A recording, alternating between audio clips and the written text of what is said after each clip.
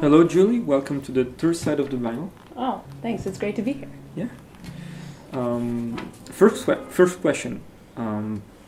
It's about the beginning of your music career. What do you remember about that time, and what was the moment when it kind of exploded? You know, the passion for music, the love for music. Well, music has always been a part of my life. My dad collects many vintage guitars, and so we had like 30 amazing guitars just all around the house in this small house in Philadelphia. And my brother, who's a year younger than I am, started playing drums basically out of the womb. And so music was always around. So I felt like a late bloomer when I started playing bass when I was around 11 years old. And that's when things clicked and started to make sense, because I tried playing the guitars, I tried playing keyboards, but it never really felt like music to me. It was all just like an experiment. Now I'm making music and experiments at the same time. And it really changed, of course, when I joined the School of Rock and started taking lessons with Paul Green and learning about Frank Zappa music and King Crimson music and becoming a huge fan of Adrian Belew, who then discovered me a few years later when I was 20 years old. Nice. Yeah. And what were the collaborations you learned more from that you had? Well, obviously, Adrian has taught me a lot. He likes to say, and I agree, that I pretty much went to high school with Paul and learned and studied with Paul, and by learning classic rock songs like the bands I just mentioned, and as well as other progressive bands and groups like that. But I really went to college with Adrian, and he picked me up when I was studying in university. So really, I've learned so much from playing with him, as you'll see today, and as you can hear in our music, by using lots of effects and making the bass sound like not a bass, and being very unconventional in that way. And also, of course, playing with Tony Levin and Pat Mastelotto and the Crimson Project. I get to trade bass lines with Tony Levin, one of my heroes of the bass. So it really taught me a lot about groove and actually playing less and using time more to get your sound out. But you don't have to fill in every little space with a lot of notes, which you do when you're younger, I guess. Yeah, exactly. And can you talk about our project? EchoTest. A little bit. What's EchoTest? Of course, and I was going to say, we have to talk about our collaboration, Mr. Marco, because,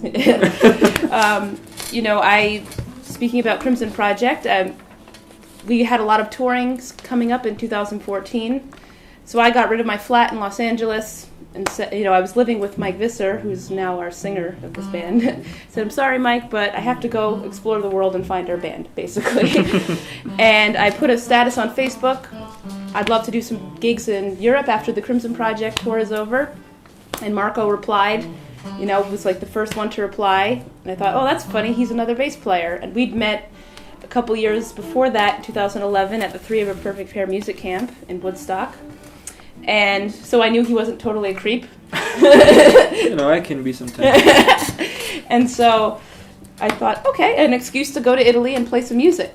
And we plugged in, started playing, and I instantly knew that this was something special, and we had to start a project and make an album.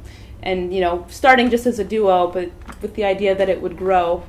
And really, Marco's playing complements mine perfectly, because his strengths are my weaknesses, and like playing with funk fingers and tapping, and I'm, playing with the pick and lots of effects, so it just complements each other really well. And besides, I'm just like a frustrated guitar player anyway, and I have that 6-string Lakeland, which, is tuned with 2 higher strings, and Marco's got the lower B string, so we can really make a full sound, of course, with all of our effects and with loops as well. So yeah, that's exactly the next question. Let's talk about the instrument you got here. Exactly. Sweet Lakeland. Yeah. So that Lakeland is bass 6, modeled after the old Fender bass 6. And I started playing bass, when I was 11 years old. And it really, my dad, once I picked up his fretless Gibson Ripper and started playing it, he got very excited. Oh, finally, Julie's going to be a musician too, and really, I can see that she's passionate about it now. So he immediately pulled out this old cassette, VHS cassette of Cream, Strange Brew, and you could see Jack Bruce playing this crazy guitar-looking, like Fender-style Jaguar. and he was pointing it out to me, and he said, "Oh, that's a bass 6. It's tuned like a guitar, but an octave lower."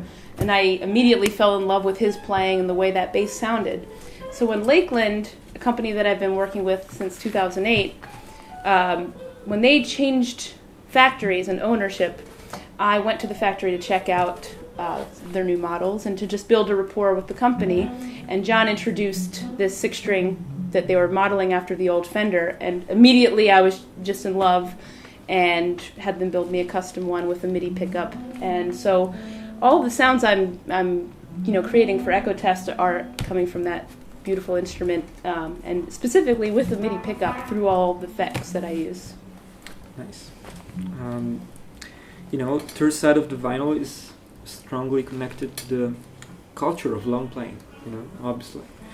And what do you think about the evolution of, music formats and how they are sold and how they're perceived by the audience? Well, I think it's important to, I don't have Spotify, for example, on my phone, because I think it's important to, yes, it's a great education, but you can find music on it, and then you can then buy it. Like, I'll use Pandora, for example, and find new artists that way. But then I always end up supporting by going on iTunes, or really prefer Bandcamp, because I know that the artist gets a bigger percentage. And so I really believe that it's really a struggle in my own brain, because, you want to give the music for free because you want it to be heard, but at the same time you have to give your art some sort of value, because if you just give it away for free, then you're basically saying my music is worthless. So I like to think that the music is not worthless. We're putting all kinds of time and money, to make the records possible. So I like to think I have a positive outlook, that people will support music if it's good, and like I just launched a subscription service on my Bandcamp, and it's going very well. And, it's a good deal, a good value, and that way it's really giving back to the fans, and they feel like they're supporting me. And so it's even better than, like, say, Kickstarter, because it's a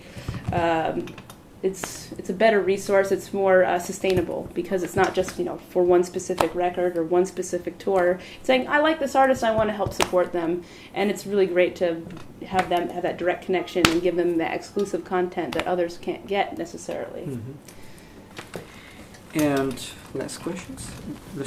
Do you have a vinyl that you particularly remember or love? I'll say that I if you're talking about vinyl specifically, yes, Fragile has a special memory to me, because, again, my dad showed me Jack Bruce, and then he introduced me to Chris Squires playing with Yes, because, he wanted to show me that bass playing wasn't just holding down the root note behind a bar chord, which, having grown up in the 90s, that's what I thought bass was, So he showed me this album, and I remember having to learn Heart of the Sunrise for the School of Rock, and there was one point where, there's that part, and the vinyl was actually skipping. But that part does sound like a vinyl skipping anyway. So I remember my brother and I were practicing the song, and it went on for like 5 minutes before we realized that the vinyl was actually skipping, and it wasn't the way the song That's a nice was. memory. Yeah. And, well, yes, third side of the vinyl, thank you for your time. Thank you. Yeah, of course.